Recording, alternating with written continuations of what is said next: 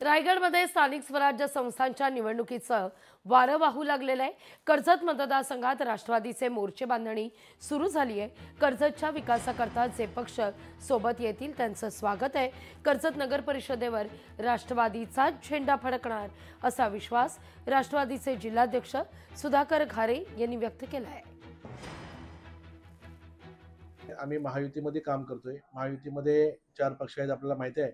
त्यामध्ये आदरणीय फडणवीस महायुतीमधले जे प्रमुख नेते आहेत त्यामध्ये फडणवीस साहेब असतील, आदरणीय अजितदादा असतील, आदरणीय शिंदे साहेब असतील आणि आरपीआयचे काही नेते असतील।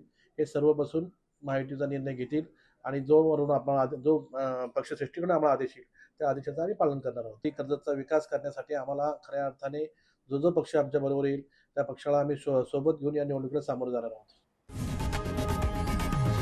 लोकशाही मराठी ऐका, पहा, जागरूक रहा।